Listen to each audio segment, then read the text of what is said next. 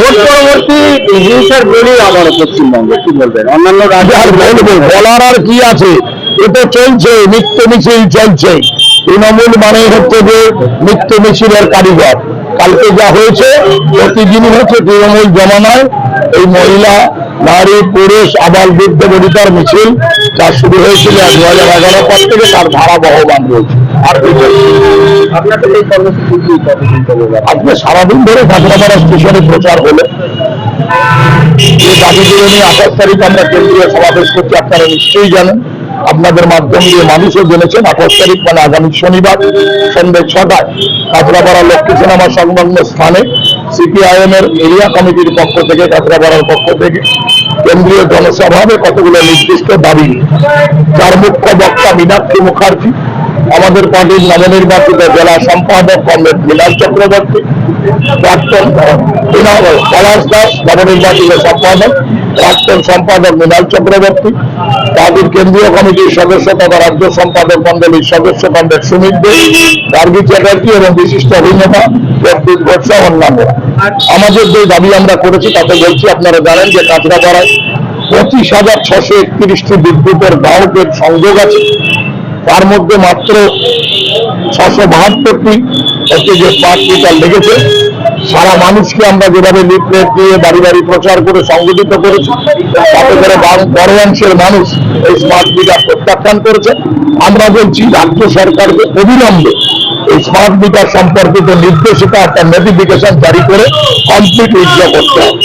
দুই হচ্ছে যে বিদ্যুৎ বিল যা সেন্ট্রাল গভর্নমেন্ট, তার মূল কথা হচ্ছে স্মার্ট মিটার এবং বিদ্যুতের ভর্তুকি তুলে দেওয়া, সাবসিডি তুলে দেওয়া, তার প্রত্যাহার করতে হবে দিল্লির সরকার। কাঁচরাপাড়া পৌরসভা যে অনৈতিকভাবে যে জঞ্জাল কর নিচ্ছে প্রতি মানে মাসে মাসে মানুষের থেকে 30 টাকা করে, গত বছর আগস্ট মাসে যে ডেপুটেশন আমরা দিয়েছিলাম তখন পৌর কর্তৃপক্ষের থেকে বলা হয়েছিল আমরা এটা এখনই চালু করছি না, কিন্তু আমরা খেয়াল করে দিচ্ছি গত এক মাস যাবত এটা নেওয়া শুরু হয়েছে। আমরা তার প্রতিবাদ করছি, কারণ আমরা মনে করছি এই অর্থ জনগণের উপর অনৈতিকভাবে চাপানো হচ্ছে। কারণ নির্মল মিশন প্রকল্পে সেন্ট্রাল গভর্নমেন্ট যে টাকা দিয়েছেন তাদের সাফিসিয়েন্ট। কাঁচরাপাড়ায় যে 25 জন নির্মল সাথী আছে, প্রতিটা ওয়ার্ডে একজন করে নির্মল সাথী তথা সুপারভাইজার, এবং 100 জন 25টা ওয়ার্ডে অ্যাভারেজ 4 জন করে যে নির্মল বন্ধু আছেন যারা জঞ্জাল ক্যারি করেন নেন, তাদের জন্য সাফিসিয়েন্ট পরিমাণ টাকা। নির্মল সাথীদের জন্য 310 টাকা এবং নির্মল বন্ধুদের জন্য 210 টাকা অ্যালটমেন্ট করছেন। কত টাকা পেয়েছেন সেটা মানুষের সামনে প্রকাশ করুন, তারপরে জঞ্জাল কর দেবেন। আমরা জঞ্জাল কর প্রত্যাহার করতে বলছি, মানুষের কাছে প্রকাশ করুন।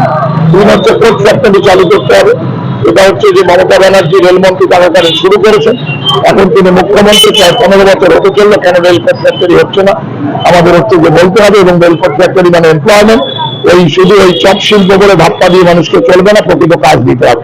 তার জন্য রেলপথ ফ্যাক্টরি। এবং আমরা কাঁচরাপাড়া স্টেশনে উন্নয়নের কিছু দাবি রেখেছি। আপনারা জানেন যে কাঁচরাপাড়া স্টেশনে 1 নম্বর প্ল্যাটফর্মে দিয়ে আপনারা যাতায়াত করেন, সেখানে এসকালেটর বা চলমান সিঁড়ি আছে, কিন্তু 2 নম্বর এবং 3 নম্বর প্ল্যাটফর্মে চলমান সিঁড়ি নেই। 2 নম্বর প্ল্যাটফর্মটি সবচেয়ে বেশি ব্যবহৃত হয়, তার কারণ হচ্ছে শিয়ালদা যাওয়ার পথ হচ্ছে যে আমাদের 2 নম্বর প্ল্যাটফর্ম। ফলে সেইখানে কোনো এসকালেটর নেই, যারা নামেন বা যারা ওঠেন তাদের খুবই কষ্ট হয়।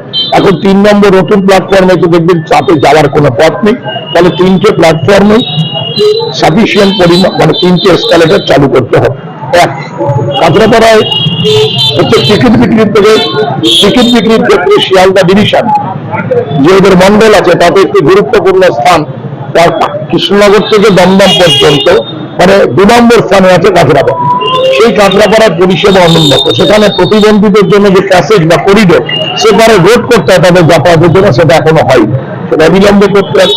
কাঁচরাপাড়া স্টেশনগুলো অনেক চওড়া হয়েছে, ফলে দেখবেন মাইকের সিস্টেমটা পুরো মানে যেখানে মাইক ছিল, ফলে দেখবেন স্টেশনের এই প্রান্ত থেকে ও প্রান্ত সেই পাবলিক অ্যাড্রেস সিস্টেমে অ্যানাউন্সমেন্ট শোনা যায় না। ফলে মানুষ কোন ট্রেন আসছে কিছু, 3 নম্বরে তো কিছুই নেই, অবিলম্বে অ্যাড্রেসিং সিস্টেম চালু করতে হবে। আর হচ্ছে আমরা বলছি যে 3 নম্বর প্ল্যাটফর্মকে বেশ করে কিছু কিছু সময় ট্রেন নেই। আপনারা খেয়াল করে দেখবেন সন্ধ্যে 6টার পর থেকে 7টার মধ্যে কোনো ট্রেন নেই। আপনারা খেয়াল করে দেখবেন 4টার পর থেকে কোনো ট্রেন নেই, বাকিটা ভ্যালোপিং ট্রেন সব সময় থামে না। আবার সকালবেলাতে আপনারা দেখবেন যে 11:30টার পর থেকে 12:30টার পর থেকে একটা বড় সময় ট্রেন নেই। আমরা বলছি